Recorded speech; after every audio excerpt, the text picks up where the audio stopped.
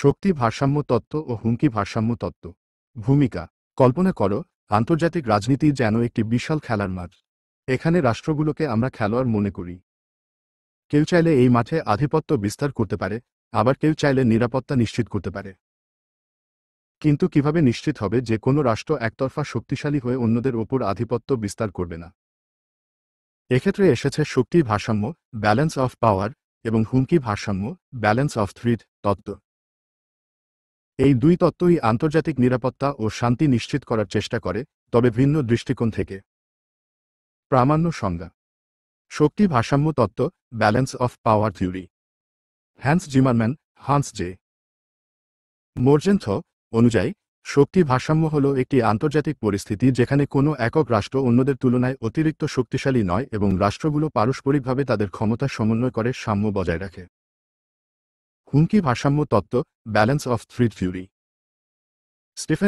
Stephen Walt বলেছেন, রাষ্ট্রগুলো তাদের শক্তির ভিত্তিতে নয়, বরং যে রাষ্ট্র তাদের জন্য হুমকি সৃষ্টি করে তার ভিত্তিতে বন্ধুত্ব বা বিরোধ নির্বাচন করে।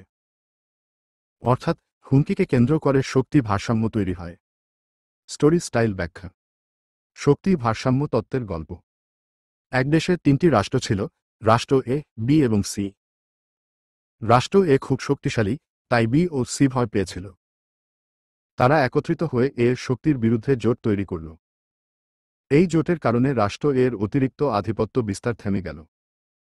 এখানে দেখা গেল, রাষ্ট্রগুলো শক্তির সমতা বজায় রাখার চেষ্টা করল, যাতে কেউ এককভাবে আধিপত্য বিস্তার করতে না পারে।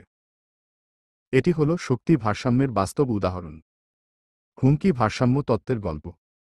একই তিনটি রাষ্ট্রের মধ্যে রাষ্ট্র এ যদিও শক্তিশালী, কিন্তু শান্তিপ্রিয় এবং কূটনৈতিকভাবে বন্ধুত্বপূর্ণ।